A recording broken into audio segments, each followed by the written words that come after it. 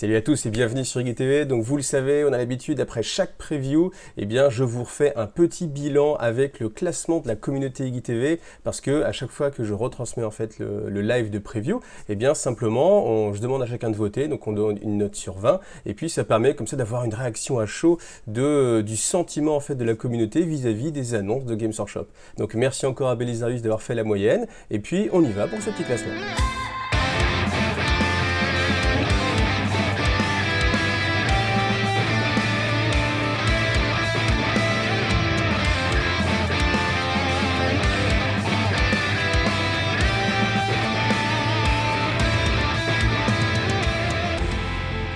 Alors avec la plus petite note de ce classement, eh bien on se retrouve à nouveau avec du Storyforge. Donc Storyforge, vous savez, c'est toutes les licences qui vont être mises en place par Games Workshop pour faire des animes, des séries, enfin ce genre de choses-là. Donc c'est vrai que pour l'instant, c'est ce qui nous emballe le moins en termes de communauté, parce que honnêtement, on n'a pas grand-chose à se mettre sous la dent, et c'est vrai que les quelques images qu'on a, et là, c'était vraiment pas terrible, je vous laisse juger, mais quand on voit en fait le design, surtout le visage là, de celle-ci, ou même celle-là, vous voyez, le design est vraiment très difficilement appréciable. En tout cas, nous, ça nous a vraiment pas emballé. C'est pour ça qu'on lui a mis la note globale de 5,3, ce qui est vraiment très faible. Mais en même temps, vous voyez, il y a 2 semaines, on avait déjà eu de la sword bataille, mais on avait eu de la sword bataille en forme, avec un rendu très réaliste, un petit peu comme si c'était une photo. Donc c'est vrai qu'après, tomber sur un nouveau de la sword bataille, avec cette qualité de rendu qui est vraiment en dessous, avec simplement 2 couleurs, vous voyez, à chaque fois les 2 teintes ici, là, pour la peau, c'est vrai que ça manque de profondeur et je pense que c'est ce qui nous a pas vraiment plu. Et là pour l'instant, c'est vrai qu'on n'est pas forcément convaincu par ce que propose pour l'instant Storyforge. Après, bien sûr, il faudra voir si la série va être intéressante, comment ça va se passer, si l'animation va être à la hauteur. Là pour l'instant, on n'a pas vu les quelques choses qu'on avait vu, enfin les quelques petites choses qu'on avait vues dans la première preview nous ont pas du tout emballé. Donc voilà, Storyforge pour l'instant, on demande vraiment à voir. Alors ensuite, on se retrouve à nouveau avec de l'Horus Heresy, donc du 30K, avec Sol Tarvitz. Alors Sol Tarvitz, c'est un personnage qui est vraiment emblématique. Si vous n'avez pas lu les 4 premiers tomes de l'Hérésie d'Horus, vraiment je vous les conseille. Surtout que là, ils ont été réédités, donc vous avez un bundle, vous avez les 3 premiers. Je crois que le deuxième qui comprend les 4, 5, 6 est sorti aussi, si je dis pas de bêtises, c'est à vérifier. Mais en tout cas, c'est vraiment une superbe série, même si vous n'aimez pas forcément les Space Marines. L'histoire est vraiment extrêmement intéressante et Sol Tarvitz est un de ses personnages principaux et donc Forge World sort justement sa figurine. Donc là, on a un personnage qui est des Empereurs Children, loyaliste à l'époque et voilà, et donc voilà à quoi il ressemble. Alors c'est vrai que du coup c'est un petit peu le problème de toutes les figurines comme ça de l'Horus Heresy, c'est que elles pâtissent en fait des nouvelles normes en fait des Space Marines avec les Primaris. C'est vrai qu'on est habitué à une sorte de carrure, à des épaulettes qui sont moins prédominantes par rapport au visage, au corps, etc. Et donc du coup il y a une certaine dynamique en fait qui est perdue maintenant avec les Space Marines 30K.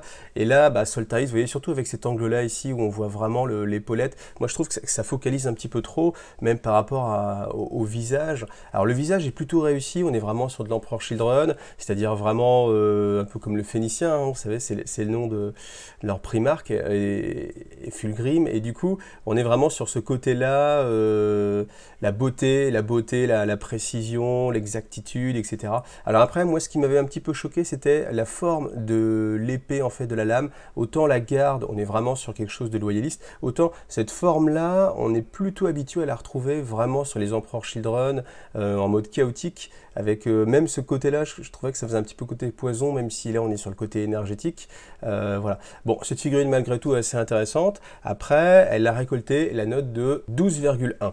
Voilà. Donc c'est de l'Horus Heresy, c'est vrai qu'on est sur une communauté qui aime beaucoup 40 000, donc dès que c'est de l'Horus Heresy, c'est un petit peu moins sexy, mais c'est quand même un super personnage. Et encore une fois, si vous n'avez pas lu les romans, vraiment je vous les conseille.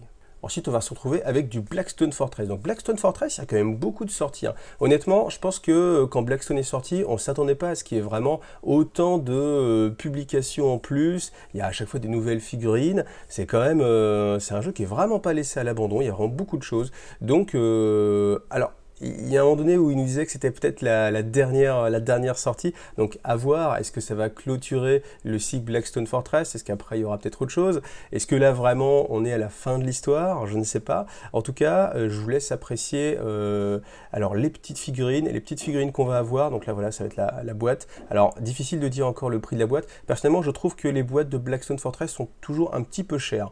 Mais en tout cas, on a ces deux nouvelles figurines qui sont les mamans drones, les gardiens drones, qui peuvent réparer justement les petits spindle drones.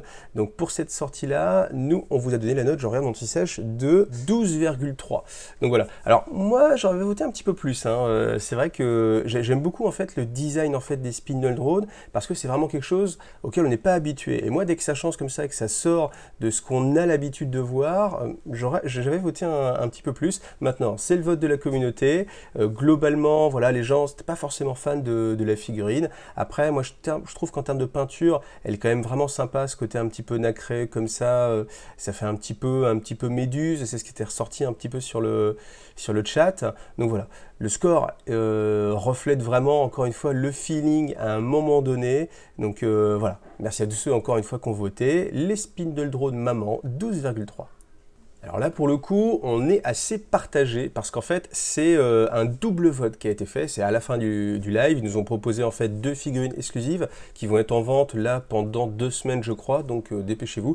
Le prix, ça va être 30 € pour chacune de ces figurines. Et on a la Sister Tariana Palos, donc qui est plutôt bien réussie, assez dynamique, avec des choses assez intéressantes. Là, vous voyez comme ça, le sort un peu, ça fait un peu cage thoracique de squelette. C'est quand même plutôt sympathique. Le visage quand même malgré tout assez expressif. Le bolter assez simple, et on a une deuxième figurine, et là par contre je vous laisse la découvrir si vous ne l'avez pas vue. Là on était beaucoup plus partagé, vous voyez, quand on est sur les deux figurines. Honnêtement, le Terminator Librarian, Lexicanum Varus, donc qui est aussi une figurine exclusive, qui devait être vendue justement lors des salons qui du coup ont été annulés à cause du virus. Et donc ces deux figurines-là, vous pouvez les acheter à 30 € pour l'instant en vente par correspondance. Donc n'hésitez pas à aller dessus. Comme toutes les figurines exclues, après, c'est pas interdit de penser que peut-être c'est des figurines qui peuvent prendre de la valeur. Je pense surtout pour la Sister, parce que c'est vrai que le Terminator, honnêtement, ça fait très longtemps qu'on n'avait pas vu une figurine qui n'était pas un Primaris, et on sait pourquoi, parce que c'est vrai qu'on était vraiment mitigé par cette figurine. Je pense que la sculpture en fait des Terminators a vraiment vieilli, et en fait quand on retrouve en fait ces grosses épaulettes, tout ça, on est assez loin justement des standards maintenant qui sont imposés encore une fois par le Primaris. Le Primaris, il impose son style en fait, et une fois qu'on a ce style-là, eh bien on ne peut pas s'empêcher en fait de le comparer aux autres. Et il y a toujours ces proportions qui sont un petit peu du coup différentes, et bah voilà, immanquablement, c'est vrai qu'on tend vers le Primaris. Donc je ne sais pas, est-ce que c'est peut-être la dernière fois qu'on voit un Space Marine autre que Primaris en figurine? En tout cas, on a fait une moyenne entre les deux, et la moyenne entre les deux, c'était 13,2. Donc je pense que la Sister a eu bien meilleure note, je pense qu'on peut lui mettre bien un 15 ou un 16, et que Varus, lui, bien sûr,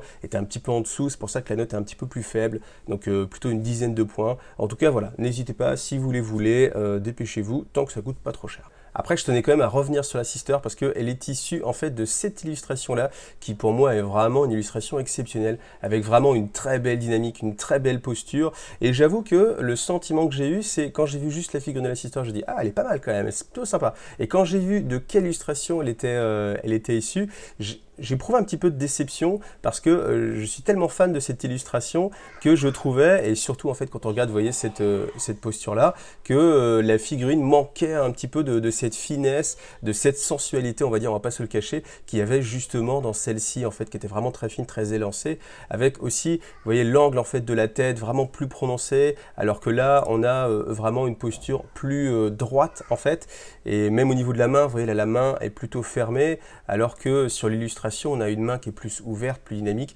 et ça peut être fait, hein, bien sûr, hein. Les doigts détachés, on l'a déjà vu sur plein de figurines, donc c'est pas une contrainte technique, c'est plutôt un choix de sculpture. Donc j'avoue que je la trouvais très bien, puis quand j'ai vu en fait le modèle d'où ça venait, j'ai été, j'avoue, un petit peu déçu. Alors peut-être en effet je suis assez exigeant, mais cette illustration je la trouve vraiment tellement bien que bah voilà, j'ai pas pu m'empêcher d'être un petit peu déçu, voilà. Alors dans cette preview, on a aussi eu droit encore à un petit peu de luminette, hein. C'est vraiment une armée qui met en avant, donc je pense qu'ils misent beaucoup hein, sur cette faction-là, parce qu'on la voit souvent, on l'a vu je pense à chaque preview. Chacune des 3 previews, on a eu justement en fait de la luminette. Alors celle-ci elle arrivait un petit peu comme un cheveu sur la soupe, hein. C'est-à-dire que même les gars de chez Games, ils sont arrivés avec l'image. Je pense que le gars qui était sur le site l'a mis un petit peu trop en avance par rapport à ce qui était prévu, à savoir ça se trouve c'était même pas prévu. En tout cas, c'est vrai que les 2 présentateurs étaient assez étonnés de la voir, mais en tout cas, voilà, cette figurine. Alors cette figurine, on lui a mis 13,7 parce que elle est quand même assez jolie hein, malgré tout. Alors après, ce qu'on a relevé aussi qui peut être assez compliqué, je vous le montre sur cette figurine-là, enfin sur cette image-là, c'est la difficulté qu'il va y avoir à la peindre. Parce que en fait, autant, comme je disais dans le live, quand vous avez un drapé comme ça ici, vous pouvez choisir de rendre la robe opaque, et donc du coup, comme c'est le choix ici, de la peindre complètement en bleu. Par contre, le problème, c'est que, étant donné que maintenant vous avez un drapé sur le visage, là par contre, si vous la rendez opaque et que vous faites un blanc avec un lavis derrière, bah du coup, ça va faire un petit peu bizarre. En fait, vous avez votre personnage avec son drapé comme ça, là, on voit pas à travers, alors que bien sûr avec le voile comme ça par transparence c'est beaucoup plus joli, mais ça vous oblige à le faire, et ce qui est techniquement beaucoup plus difficile. Et autant on peut imaginer qu'ici vous ayez le choix, c'est-à-dire que vous pouvez rendre en fait la robe semi-transparente, là c'est un choix de technique de peinture, si vous vous sentez fort vous pouvez le faire, si vous n'avez pas envie vous ne le faites pas. Là le problème c'est qu'on vous oblige en fait à faire ce choix là, donc je ne sais pas, est-ce qu'il y aura une deuxième tête pour les peintres qui sont un petit peu moins chauds ou pas, je ne sais pas, est-ce que avec le côté drapé blanc ça va suffire ou pas, voilà. Bon, en tout cas la figurine est assez sympa, assez dynamique. On retrouve quand même le côté un petit peu porte-manteau qui est un petit peu gênant sur les luminettes. Alors je trouvais que c'était assez raccord justement avec la vache avec le marteau qui nous avait sorti. Vous voyez cette forme là en fait qu'on retrouve un petit peu comme une sorte d'arc, on va le retrouver un petit peu tout au long des figurines de l'armée, donc c'est raccord. Après moi j'avoue que c'est peut-être ce qui donne du caractère à l'armée, mais c'est peut-être aussi moi ce qui me déplaît un petit peu, voilà. Ensuite, on va retomber sur du Blood Bowl. Blood Bowl qui est quand même pas mal de sorties. Hein. Sur les 3 previews, on a eu droit quand même à 2 sorties sur Blood Bowl. Et là, on a une équipe de Snotling. Donc, je vous laisse les regarder. Donc, les Snotling, on a donné la note de 14,56. C'est précis, hein, vous voyez, on est très précis sur IGTV. Et voilà, alors cette figurine-là, elle est pas mal quand même. Je trouve qu'elle envoie bien. Donc, bien sûr, immanquablement, il y en a qui se sont dit, bah tiens, on va pouvoir la convertir pour Warhammer 40 000. Évidemment, hein, il y en a qui perdent pas le nord. Après, je trouve que cette figurine, elle est quand même pas mal parce qu'il y a beaucoup de détails. Les autres, c'est presque des Snotling, mais je trouvais qu'en fait, on était vraiment sur de la simplicité. Vous voyez, même ici, là, c'est pas creusé. Je trouvais que la sculpture n'était pas aussi fofolle que ce qui pouvait nous avoir habitués. Après, c'est quand même mignon. Ouais, j'aime bien le rocher, tout ce qui est rocher comme ça, tout ce qui est un petit peu cartoonesque. Surtout avec lui, là, vous voyez, ce rocher comme ça qui se fait tirer les yeux. C'est quand même assez fun. Donc voilà, c'est une sortie qui est assez fun. Après, vous savez que Blood Bowl, c'est pas forcément le jeu que j'apprécie le plus. Donc cette sortie, je mal à vous dire ce que j'en pense, hein. Après en termes de jeu je n'en ai aucune idée, mais en tout cas voilà, la note est tombée 14,56, ce qui est quand même plutôt pas mal, hein. Ensuite, on se retrouve à nouveau avec du Age of Sigmar, avec la note de 15,78, c'est très précis. Pas un géant, mais 3 géants, et 3 géants. Alors, je dois dire que là, on était plutôt tous très contents, parce que c'est vrai que à la preview précédente, on avait eu en fait l'annonce des Son of Behemoth. Je sais pas comment ça se prononce, hein, techniquement. Et le problème, c'est qu'on n'avait eu que les concepts, on n'avait pas eu les figurines, donc c'était même à se demander s'ils allaient sortir en fait des figurines.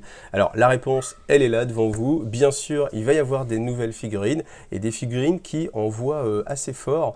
Donc ce qu'on a appris, c'est que ces figurines, on pourra les jouer un petit peu comme une faction de Imperial Knight à Warhammer 40 000, c'est-à-dire que vous allez avoir que quelques figurines pour pouvoir les jouer, donc ça peut être sympa. Si vous voulez vous lancer, que vous avez toujours cette notion de se dire j'ai pas envie d'avoir beaucoup de figurines, là du coup l'avantage c'est que vous avez que quelques figurines à peindre, et après ce qu'on a appris aussi c'est que ces figurines vous allez pouvoir les jouer en mercenaires dans d'autres factions, tel que c'était le cas pour le président géant. Alors je tenais à vous montrer aussi cette image là où on voit en fait la comparaison de taille. Alors bien sûr il est un petit peu en avant, un petit peu en dessous, mais on voit qu'on est quand même sur quelque chose de beaucoup plus massif, de beaucoup plus détaillé.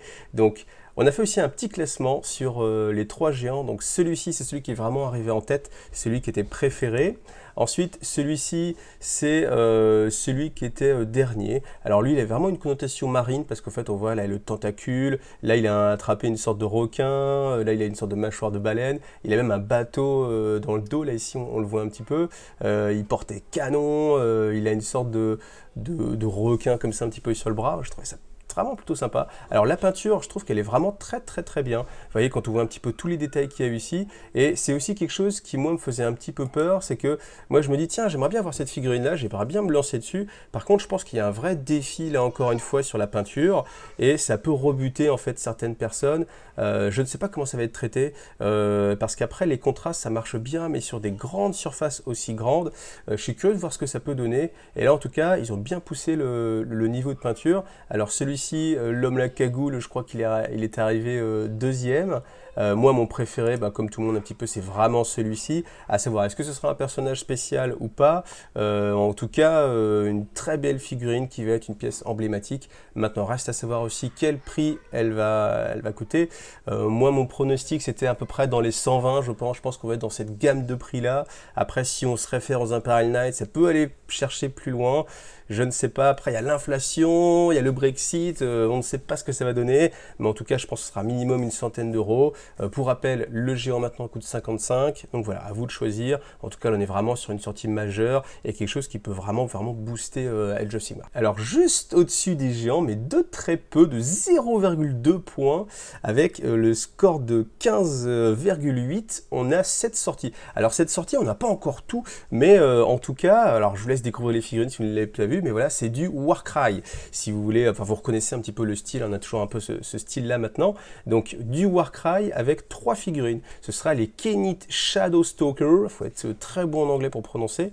Mais en tout cas, ces figurines-là, eh ben, nous les ont vraiment emballées. On les regarde ici. Donc là, on a sans doute celle qui va être la chef, hein, la patronne. Donc, je ne sais pas si on va retrouver plusieurs visages. On a vu que sur les autres figurines, en tout cas, il y avait plusieurs possibilités pour les monter. Celle-ci, on l'a vu que d'un type. Mais celle-ci, par exemple, dans la vidéo, on la voit avec, sur la main droite, des flammes. Et ici, en fait, une sorte d'épée dague. Là, on a le côté double arbalète. Ça peut vous faire penser à certaines références de jeux vidéo. En tout cas, c'est une figurine qui va pouvoir être utilisée, je pense, dans différents jeux aussi, parce qu'on est vraiment sur le voleur, l'assassin, comme ça un petit peu. Donc, c'est plutôt pas mal. Alors, celui-ci aussi, alors j'ai cherché dans la vidéo, on le voit en fait qui part sur le côté. Donc, on ne voit pas en fait l'intérieur de la figurine. La seule chose qu'on voit dans la vidéo, c'est que on voit qu'il a une lance. Donc là aussi, le choix en fait dans l'équipement. Souvent, vous avez ça hein, dans Warcry. Vous avez souvent, il va avoir plus 1 en force ou un plus 1 en allonge, au détriment de moins 1 en force ou peut-être moins de dégâts. Voilà. Bon, en termes de jeu, ça va pas changer grand-chose. Mais cette bande-là, en tout cas, il n'y aura pas que 3 figurines. Ça va être une bande qui va avoir entre 7 et 10 figurines, un petit peu ce qu'on a l'habitude sur Warcry. Et ça va être une bande spécialisée comme ça dans on se cache dans les ombres, etc. Donc le gameplay, ça va être dur à estimer. Peut-être que certains prédisent que ce sera une faction qui sera dans une peut-être future nouvelle boîte de démarrage de Warcry, ce qui n'est pas impossible parce que l'ancienne boîte de Warcry n'est plus disponible actuellement, on ne peut plus la recommander chez Game, donc après il peut y avoir encore quelques stocks à épuiser, mais en tout cas c'est fini hein, cette boîte là, donc bien sûr on se dit qu'il y aura une nouvelle boîte de démarrage, et dans cette boîte de démarrage, pourquoi pas cette faction avec les Scion of the Flame qu'on a vu sur la première preview, mais en tout cas c'est vraiment quelque chose qui nous a emballé, et ça prouverait bien que Warcry ça a vraiment le vent en poupe. Donc voilà, moi je suis vraiment très content parce que c'est un jeu que vous le savez, j'apprécie beaucoup. Donc voilà, la 2e place. Et maintenant, bien sûr, à la 1re place. Donc là, on a vraiment voté pour l'ensemble en fait de cette sortie-là, parce que vous verrez qu'il y a plusieurs figurines. Donc comme ça, je vous laisse aussi apprécier un petit peu le trailer. Donc ça sent qu'on est proche de l'apocalypse. En gros, ça va être le supplément Paria qui vient avec quelques figurines. Donc vous le reconnaissez, c'est du Necron. On sent que les Necrons, ça peut être une faction justement qui peut être sur le devant de la scène, avec peut-être cette hypothétique V9 qui devrait bientôt arriver. Il n'y a pas encore eu vraiment d'annonce, même s'il y a eu un teasing, donc on sous-entend que peut-être ça va bientôt arriver, et puis de toute façon les rumeurs disent que ça va être bientôt là, et ben voilà, on peut avoir en fait cette faction Necron qui vient un petit peu sur le devant de la scène, et qui reprend un petit peu de sa superbe, surtout que vous allez voir que la figurine qu'ils nous ont montrée promet vraiment beaucoup. Alors là bien sûr on est sur l'Inquisiteur. l'inquisiteur Drex, donc c'est celui qu'on a vu au tout premier, donc c'est une femme, celle qu'on a vu dans les tout premiers trailers de Psychic Awakening, qui recevait la visite justement de deux personnages, à savoir Ephrael Stern et le Paria, l'arlequin qui s'appelle le Paria. Donc voilà, l'humanité va sombrer dans le silence, vous voyez, j'en ai des frissons, pourtant, et c'est dire. Donc on va regarder un petit peu les figurines, voilà, bim, là on a Zeras, qui est une figurine extrêmement... moi franchement c'était mon coup de cœur de cette sortie là. C'est ouais, c'est le genre de figurine qui peut vous donner envie de jouer une faction, de se dire allez je me relance dans une faction. Moi ce qui me gêne avec les Necrons c'est vraiment les guerriers Necrons. Mais s'ils changent les guerriers Necrons et qu'on a quelque chose de vraiment plus joli, je pense que je peux me laisser tenter, surtout qu'en plus cette figurine elle en voit vraiment beaucoup. Vous voyez, on voit un petit peu les détails, il est en train d'analyser au fur et à mesure le sang du psycheur qu'il est en train d'aspirer. On a ce côté mécanique, mais pas que squelette, aussi un petit peu insectoïde, que j'aime beaucoup aussi sur les Necrons, avec tout ce qui est Canoptech, les Vrest, tout ça, c'est vraiment moi les unités qui me plaisent le plus. Là on a cette alliance entre les deux, donc là voilà tout le corps en fait du psycheur qui se retrouve absorbé. Cette figurine, je ne sais pas comment elle a coûté, mais je pense que ça va vraiment être une figurine qui peut donner... En tout cas, moi, ça m'a donné envie de jouer les Necrons. Un petit peu comme les Son of Behemoth aussi, c'est des genres de figurines qui peuvent vous donner envie de vous lancer dans un jeu. Et je pense que c'est ça le plus important, parce que le jeu de figurines, au-delà des règles, c'est aussi des figurines, c'est aussi de la 3D, et c'est aussi du feeling, et ça, vraiment, ça me motive énormément. Et c'est pas tout, et c'est ça qui est intéressant. Alors, on peut regarder un petit peu sa règle, quand même. When a psychic test is taken from an enemy psycho with enough of this model, that enemy psycho suffer people of the world on an dice roll that include a double instead of any double one or double zero. Donc en gros, parce que je vais vous le traduire, ce sera plus simple. Dès que vous avez un double, vous avez un péril du war pour un psycheur qui est dans les 9 pouces. Donc on sent que les Necrons, ça va être vraiment la faction anti-psycheur. On ne sait pas ce qui va se passer encore avec l'éveil psychique. Je pense que le tome Paria, à mon avis, mon petit pronostic, c'est que ça va être le dernier qui va faire la bascule avec la V9, avec le nouveau fluff. Pour l'instant, ça a l'air assez sombre. Pour l'instant, évidemment, tous les Psychic Awakening ne font pas vraiment avancer l'histoire. J'en reviendrai dessus dans une autre vidéo. C'est assez dommageable. Par contre, je pense qu'ils vont tout donner un petit peu pour celui qui va s'appeler Paria, parce qu'on va avoir tous ces personnages assez emblématiques. On va aussi avoir, comment ça s'appelle, Ephrael Stern qui va revenir. Et je pense aussi que ça va être une clé de voûte en fait du fluff. Donc là, on a l'inquisitrice Drex. On sent que c'est une radicale, hein, parce que vous voyez, elle utilise la technologie des Eldar. Elle met des crânes, je ne sais même pas ce que c'est comme créature d'ailleurs. C'est pas du tyrannide, donc je ne sais pas ce que c'est. La bestiole non plus, je ne sais pas d'où ça vient. Mais en tout cas, on a cette alliance en fait de différentes technologies qui est assez typique des inquisiteurs radicaux. Alors là, on a le gantelet, comme ça, c'est assez sympa cette figurine. Après, je trouvais personnellement que le choix de la catapulte shuriken était pas le meilleur, parce que c'est pas forcément l'arme qu'on aurait envie de piquer. Si vous avez envie de piquer une arme Eldar, on a vu, c'est plus un pistolet, fusion, ce genre de choses, plutôt qu'aller chercher une catapulte shuriken, qui n'est pas l'arme la plus... Alors c'est certes emblématique, mais c'est vraiment pas la plus efficace, en tout cas on verra. J'imagine qu'elle a été améliorée. Donc en tout cas, pour tout ça, on a mis la note de 18,3, ce qui est assez énorme, il faut vous rendre compte, parce que ça veut dire qu'il y a eu beaucoup de 20, parce qu'il faut compenser tous les gens qui mettent 16 ou qui disent 14-15. Là c'est quand même une grosse sortie. Je me demande même si c'est pas une des sorties qui a fait le meilleur score. Mais voilà, en tout cas, on attend vraiment beaucoup de Paria. Personnellement, moi, j'attends vraiment aussi beaucoup de ce tome-là. À savoir que, entre-temps, il y aura aussi le tome sur les machines, avec le Mechanicus, avec les chevaliers, etc. Donc, je ne sais pas dans quel ordre ça va sortir. Si on se fie à mon petit pronostic, je pense qu'on va avoir d'abord le tome avec le Mechanicus, puis après celui-ci avec les Necrons qui va faire la bascule, avec peut-être une hypothétique boîte V9. On verra. Mais en tout cas, ça nous a vraiment hypé, et cette preview était vraiment beaucoup plus intéressante que la preview numéro 2. Voilà. Donc, entre-temps, ils nous ont dit qu'il n'y aurait pas de nouvelles vidéos live comme ça avec des previews, mais que malgré tout, sur Warhammer Community, ils nous mettraient quand même pas mal de choses, et donc quelque chose mi-mai, début mai, qui serait vraiment énorme, donc on ne voudrait pas passer à côté. Donc voilà, j'espère qu'ils vont tenir, qu'ils vont pas nous décevoir sur ces news-là, mais en tout cas celle-ci vraiment était vraiment exceptionnelle. Donc voilà, écoutez, j'espère que ce petit résumé vous a été utile. Merci à tous ceux qui ont été là dans le live, et puis rendez-vous dans une prochaine vidéo. À bientôt, salut à tous.